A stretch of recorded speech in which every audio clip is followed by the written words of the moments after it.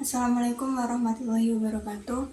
Kami dari kelompok 1 mata kuliah pengajaran bahasa Arab, Prodi Sastra Arab Fakultas Ilmu Budaya Universitas 11 Maret yang diampu oleh Dr. Habibie Muhammad Lutfi, SSM HUM, akan menjelaskan materi mengenai ilmu dan sistem pengajaran bahasa Arab. Yang pertama, kami akan membahas mengenai perbedaan antara pengajaran bahasa Arab sebagai ilmu dan pengajaran bahasa Arab sebagai sistem. Di sini ada 3 aspek yang diambil, yaitu fokus, karakteristik ilmu, dan tujuannya. Sebagai suatu ilmu, fokus utama pengajaran bahasa Arab adalah pada pengembangan pengetahuan yang sistematis. Ini berarti ia memiliki teori-teori dan pendekatan tertentu. Pengajaran bahasa Arab memiliki karakteristik layaknya ilmu pengetahuan pada umumnya. Ia memiliki objek yang dianalisis dengan metode yang sistematif dan hasilnya bersifat universal, yaitu dapat diuji dan berlaku secara umum.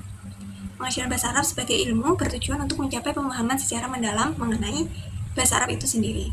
Selanjutnya kita bergeser pada perspektif kedua, yaitu pengajaran bahasa Arab sebagai sistem. Jika pada perspektif pertama, pengajaran bahasa Arab lebih berfokus pada apa pengetahuannya, maka pada perspektif ini, pengajaran bahasa Arab dilihat dari bagaimana pelaksanaannya. Fokusnya ada pada proses pelaksanaan kegiatan belajar mengajar secara keseluruhan. Karena ia adalah sistem, maka ia terdiri dari komponen-komponen yang saling terikat satu sama lain. Ia bersifat hierarki, berjenjang, fungsional, masing-masing punya peran, ada timbal balik, sinergitas, kesatuan antar komponen, dan tentu saja normatif, yaitu sesuai aturan yang berlaku. Pengajaran bahasa Arab sebagai sistem bertujuan untuk mencapai tujuan pembelajaran yang sudah ditetapkan, baik oleh pengajar maupun oleh instansi yang menaunginya. Setelah kita mempelajari perbedaan antara PBA sebagai ilmu dan PBA sebagai sistem, selanjutnya kita akan mempelajari konstruksi keilmuan PBA. Kita akan melihat bagaimana konstruksi pengajaran bahasa Arab ini dibangun. Sebuah ilmu yang kokoh itu harus memiliki konstruksi yang jelas. Nah, konstruksi keilmuan PBA sendiri itu terlibat dari 3 dimensi, yaitu proses, prosedur, dan produk.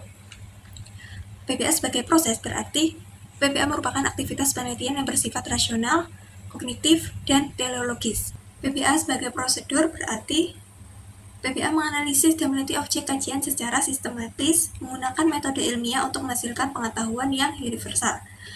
Lalu PBA sebagai produk berarti ia menghasilkan pengetahuan yang sistematis mengenai pengajaran bahasa Arab, baik berupa teori maupun praktik-praktik di lapangan.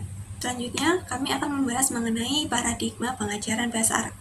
Sebagai pengetahuan yang sistematis, paradigma merupakan salah satu unsur yang membentuk PBA menjadi sebuah sistem yang struktur. Paradigma adalah kerangka berpikir yang menjadi landasan bagaimana pengajaran bahasa Arab seharusnya terlaksana. PBA merupakan ilmu interdisipliner yang menyatukan antara teori-teori pendidikan, yaitu teori pedagogi, dan teori linguistik, yaitu teori bahasa, untuk mencapai tujuan inti, yaitu pengajaran dan pembelajaran bahasa. Bidang linguistik memberikan teori-teori mengenai bahasa itu sendiri, baik teori bahasa secara umum maupun kajian interdisipliner, seperti sosiolinguistik, yang menyatukan antara ilmu sosial dan ilmu linguistik, yaitu menganalisis bahasa dalam konteks sosial, budaya, dan interaksi antar manusia. Selain linguistik umum dan linguistik interdisipliner, di sini linguistik juga memberikan kontribusi pada teori linguistik terapan, seperti linguistik forensik, yaitu menerapkan linguistik untuk tujuan hukum. Selanjutnya ada peta keilmuan linguistik dalam PBA. PBA tidak hanya fokus pada pengajaran bahasa secara praktis, tetapi juga memanfaatkan teori-teori linguistik sebagai dasar pengembangan metode pembelajaran. Dalam linguistik umum, bidangnya dibagi menjadi 3. Yang pertama, linguistik teoritis, membahas struktur dan sistem bahasa secara ilmiah dan mendalam.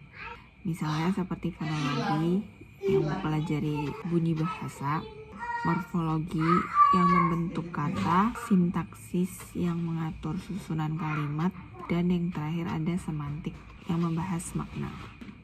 Yang kedua ada linguistik interdisipliner, ilmu yang menggabungkan antara bahasa dengan disiplin lain, seperti sosiolinguistik yang meneliti hubungan antar bahasa dan masyarakat, dan psikolinguistik yang mengkaji hubungan antara bahasa dan berpikir manusia.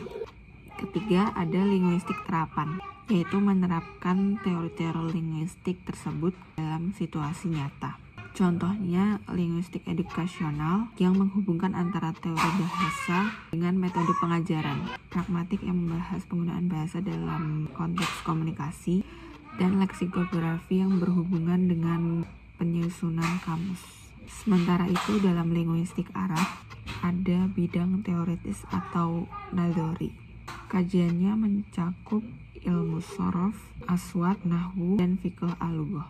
Sedangkan bidang terapan atau tatbiki mencakup keterampilan bahasa seperti istima, kalam, qiraah, kitabah, dan terjemah. Selanjutnya sistem PBA. Sistem PBA di sini adalah cara kerja teratur yang menghubungkan semua komponen pendidikan bahasa Arab dari tujuan sampai evaluasi.